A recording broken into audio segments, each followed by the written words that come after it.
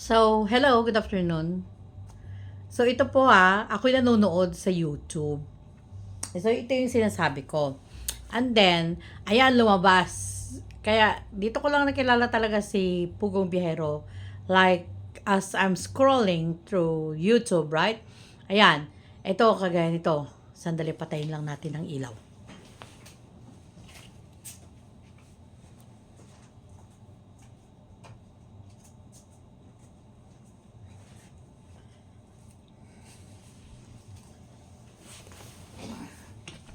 Okay, so ayan Tapos, nakita ko yan. So, ngayon, um, hindi ko pa to napapanood. Kasi 8 hours ago lang ito na i-post. Grabe, tumaob ang sasakyan namin. Like, oh my gosh. Like, that is something. So now we're gonna open that. And for the first time, I'm going to be watching this. And I will be reacting. Hindi ko pa to napapanood. May mga dala po kasi kaming package So, dala-dala na yung mga packages. Biglang na-slide kasi din Oy! Na-slide malalim. Malalim nga. Kasi ang bigat ng dala nila tapos putikan. Ano po kami? Kahit pa gaano kaganda at ka-off-road. Unless ang sasakyan mo, pag ganyan na klase ng, hindi naman ako nakikita. Pag ganyan ang klase ng daan, dapat yung talagang pang off-road talaga na yung mga malalaking gulong. Yung mga matataas na gulong na para pang tractor na gulong yun dapat ang gulong yan. Talaga nga pala, grabe hirap ang PBT mo. But it's really, oh no. Wow. Look at lalim. Oh my gosh. It's halfway ng height ng sasakyan. Yung putik.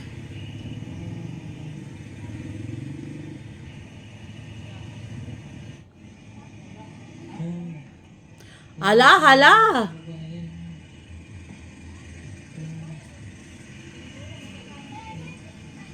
Paano? What are you gonna do? Baka maano yan.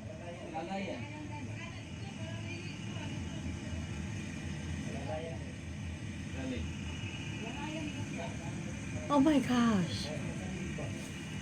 Kaya? Like, oh no.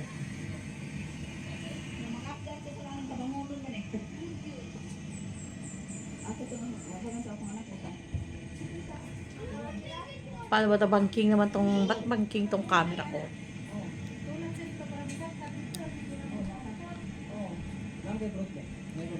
So what are they gonna do?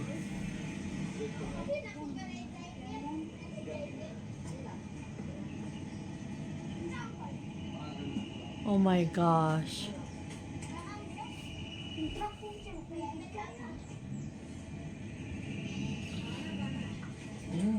Ah. Oh my gosh.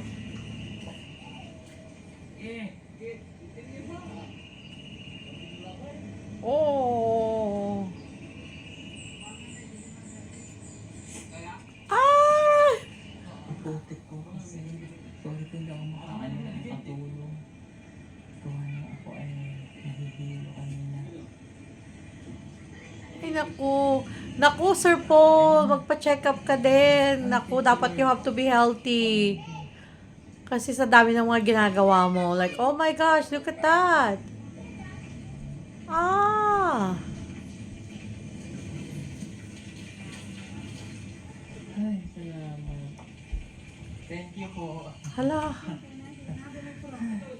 Ay, naku, ang lalim nun. Grabe.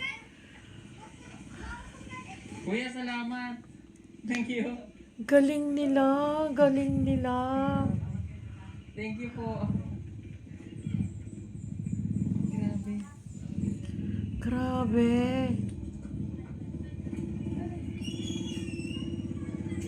Oh my God, talaga sa bundok-bundok.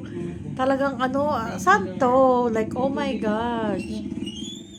Still in like Mindanao area? Yan po yung mga unexpected scenarios na Wow. hindi namin minsan inaasahan during our mission. Kasi marami tayong package na dadalhin sa mga katutubo pero hindi namin in-expect na ganyan. Hugas si Kuya Eileen ng paa niya. Kaya lapat ng paa.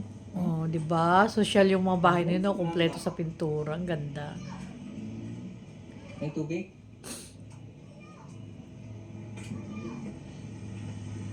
Asan tubig dito?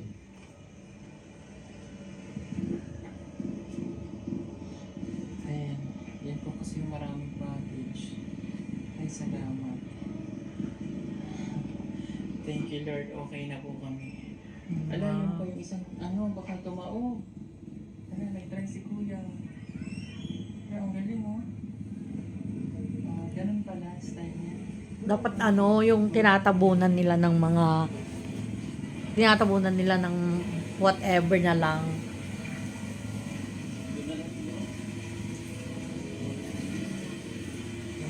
Hugas na niya kami si Ellie. Ay, thank you, God. Amen. Sige po mga kababayan. Thanks God, okay na kami. Salamat po.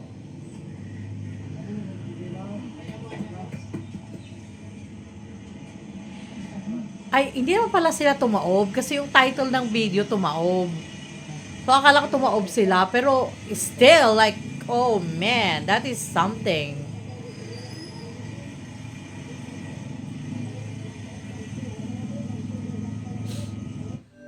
Oh.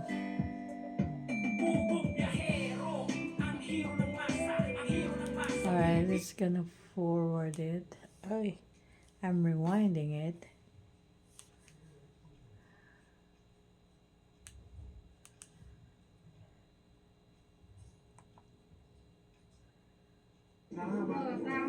Aw, look at that. Look, ang mga katutubo, they have their wearing national, their cultural costume, ang gaganda. Look at that. So, basta na lang binibigay, bahala na sila. Kakasya, hindi kakasya. Hindi na nila tinitignan true size, basta na lang nagbibigay. O nga naman, syempre, yung oras ba naman yan?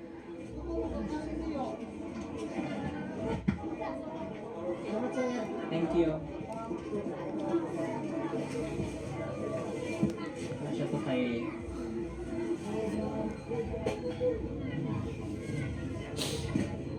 Look at that. See, kaya yung mga pinapadala ng mga taga-abroad, ayan, tignan mo yung hirap ng Pugong Biyahero Team para lang dalhin sa mga nangangailangan talaga. Kaya nga ito yung napapahapyaw ko na nakikita. Kaya nga nung may, yung may sira ng ewan, din ko na lang sabihin, na na sinasabing nanakaw yung pinadala niyang package. Look at that. Ang hirap nila na magdala ng mga packages sa katutubo. Hindi naman niya, grabe. Talaga naman yung effort ng Pugong Biyahero Team talaga. Hindi mo talaga yan matatawaran talaga. So, ang kukunin lang po namin dito kapag meron pong nakapangalan sa atin. Oo nga. Okay. O yan, mga panlalaki. Sino walang asawa? O sige, huwag mo na kayo mag-asawa. Sino yung maraming asawa? Yun lang. Sino dagan ang asawa dito? Wala. Dagdagan nyo pa. Ha? Katito? Ayagin mo muna dyan. Yun lang nga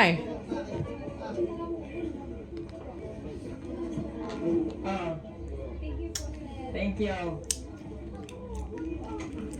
Bigay nyo sa mga lalaki nyo, ha? Mga lalaki nyo. Asawa at anak. Thank you. Next. Thank you.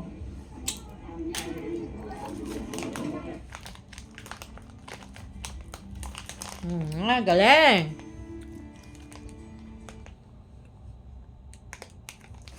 Kain mo nga. Ha? Ito lapis, oh, yan oh, lapis. Oh, yung sunglasses pa. Hati-hati ko yan. Michael Kors pa yung bag.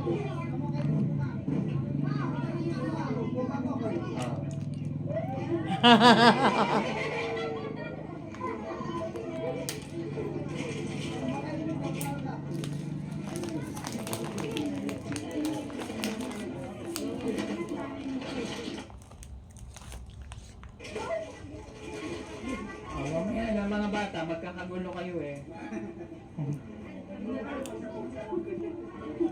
Diba?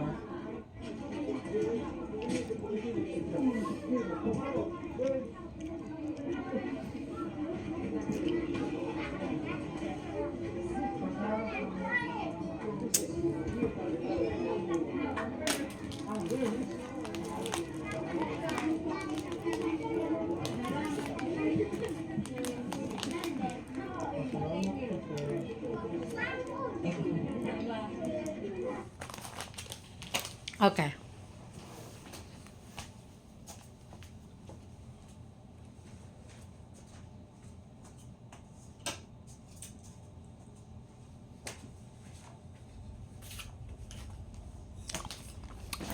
Basta yung panunod ko po, uncut po to.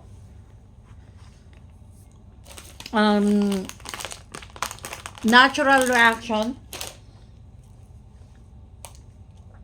Yung iba sa inyo, nauna lang napanood to. Ang iba naman siguro hindi pa. So, ito yung napansin ko na, kasi marami na akong napanood na mga videos ni Sir Paul, ano? Like, ito yung system niya. Na dadalhin niya yung mga balikbayan boxes sa mga nangangailangan, sa mga katutubo, sa mga bundok. At, comparing sa ibang mga charity vloggers na nakakanood ko, no? So far, nanonood ako ng isa, dalawa, tatlo. Napanood ko rin na rin yung mga ibang mga suggestion nyo. But so far, sa mga, siguro mga klase, sa mga 8 na siguro ang mga sikat na vloggers na napanood ko, no? So far sa 8 na to, si Pugong Biyahero, si Sir Paul talaga yung yung talagang buwis buhay at talagang yung grabe yung effort. Kasi sa totoo lang, at this point of Sir Paul's career, no, or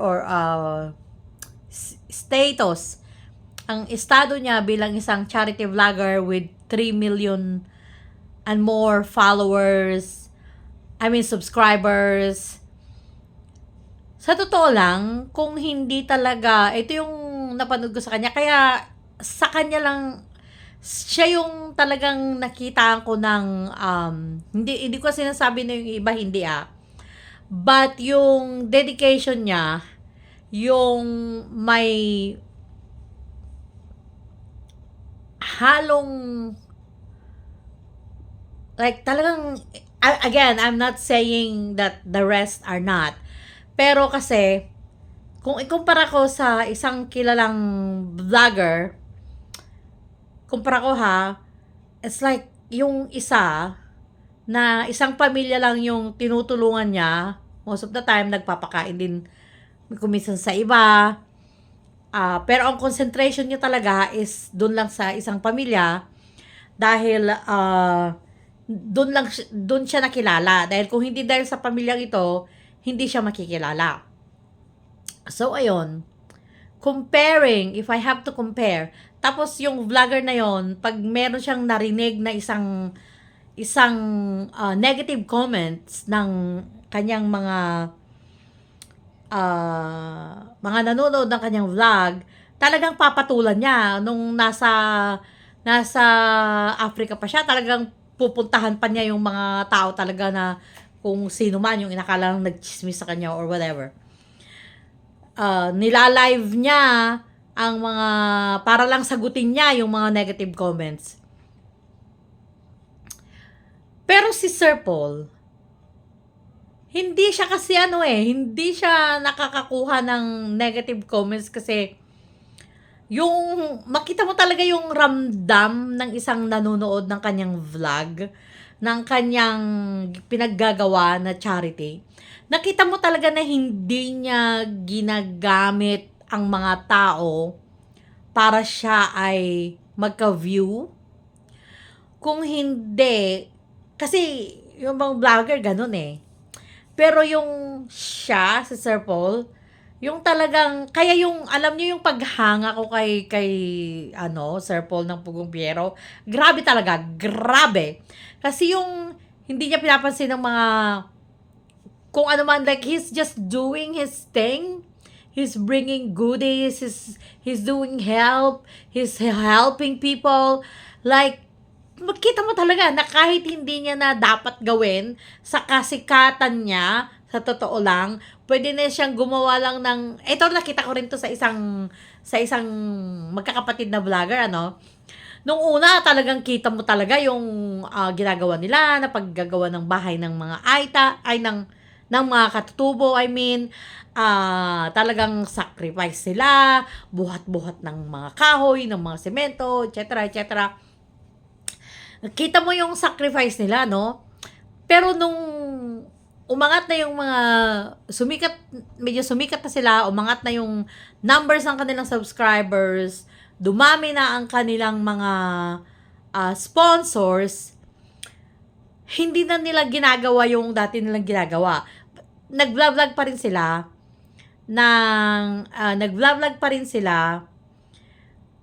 na tumutulong pa rin, no? Pero hindi na yung intensity ng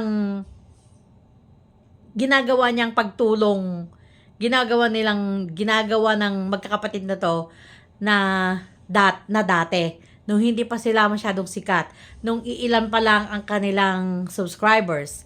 But the moment na dumami yung subscribers nila, para bang, I'm not being judgmental. Ang sinasabi ko lang yung nakikita ko yung yung observation ko as somebody who's watching. Hindi ko naman pwedeng i-judge kung ano yung laman ng puso nila or yung kanilang what do you call this, ang kanilang intention, no? Pero nakita ko yung bumaba yung intensity nung dumami na ang kanilang subscribers. Okay, nung kumikita na sila. Okay. Si Sir Paul, mula na umpisa, nakita ko kasi yung, like I went back sa mga videos na pinanood ko nung month of February, bago ako umuwi ng Pilipinas. Kasi nung Pilipinas, naging busy ako, no? So, nung bago ako umuwi ng Pilipinas, ang dami, nag-playback ako ng mga videos niya. So, parang since ano ba yung pinanood ko na year? Parang nag-start ako ng 2023. So, until now, yung intense ng kanyang mga projects, yung intensity ng kanyang charity work, yung pagdala niya, this is just 8 hours ago na nagpunta sila sa bundok. So, hindi to matagal ng vlog. No, this is just 8 hours ago. Kaya nga, nakita ko agad dito sa feed ko. Ibig sabihin, si Sir Paul, kung ano talaga yung mission niya, kita mo talaga na hindi siya para yumaman o para sumikat. Talagang doon mo makita yung mission niya na talagang tumulong. At kasama na yung pagsikat niya, kasama na siguro yung financial gain niya. But, ang main niya talaga, dito ko nakikita to bilang observant lang, bilang observant. is hindi nagbago yung kanyang intensity, hindi nagbago ang kanyang mode of charity, ganun pa rin kataasan. Actually, parang, 'di ba, parang nag-ano pa nga umakyat pa nga yung level ng kanyang pagtulong, kasi hindi lang siya nagbibigay ng mga ayuda, hindi lang siya nagdadala ng mga packages, ng mga padala ng mga kababayan natin na nasa abroad, gumagawa ng mga bahay, nagpapaaral around the area, but also, like, I see, kagaya ng last ko na reaction, na dinala niya si Russell sa Manila for the child, or for this young girl to have a better future. So, hindi lang siya tumutulong ng now na, ginagawa niya na like for future. Para yung pagtulong is hindi lang for now. Kasi nga may kasabihan na, pag ang isang tao bigyan mo ng isda, kinain niya yung ubos na. Pero pag ang isang tao ay turuan mong mangisda, habang buhay niya yung mapapakinabangan. So parang ganun yung nakikita ko kay Sir Paul, ano? Kumpara sa ibang mga vloggers, yung kanyang pagpapaaral, at hindi lang basta-basta, like he brings them to Manila. I mean, who does that? He does. So, yung ginagawa niya yun is talagang super admirable. Hindi lang siya talaga nag-vlog, gaya ng mga nakita kong mga nasa Pilipinas, na may mga asawang mga Pilipina, na nag-vlog, pero ang intention nila is obviously para meron silang pagkakakitaan, para they can stay in the Philippines, they can have a lot of money, because ang mga Filipinos are like really into YouTube, subscribing, yung mga nagsusubscribe sila, like Syrian Wanderer, yung ganun ba? So, maraming mga umuwi sa Pilipinas, nagpupunta sa Pilipinas para lang maging vlogger, because ang mga Filipinos ay tinatangkilik sila. So, and then, sikat din sila, like, you know, and I'm pretty sure they're making a lot of money. Pero si Sir Paul, kaya talagang yung talagang hindi ako talaga nagtataka na aabot siya ng mga 10 million subscribers, at patuloy na yung kanyang patuloy na ginagawa, na hindi nagbago, kundi mas lalo pang tumaas ang level, ang intensity ng kanyang charity work, is talagang grabe. Talagang ang pwede talaga nating itulong, tayong mga hindi nakakatulong financially, is like really pray for his safety and his team, kasi nakita nyo naman yung delikadong mga pinupuntahan nila, no? So yun talaga yung alam kong pwedeng itulong na mga hindi makatulong financially. And of course, hindi pag-skip ng ads. Kaya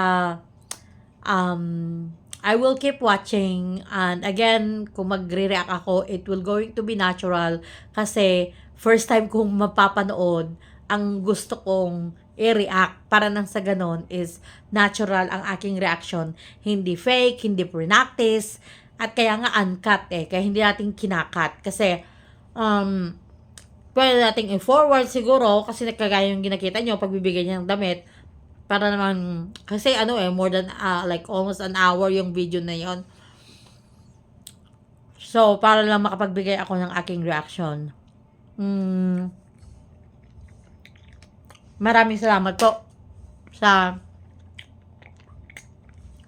panonood ninyo ng aking Pugong Biyahero reactions. Thank you. Watch out for more.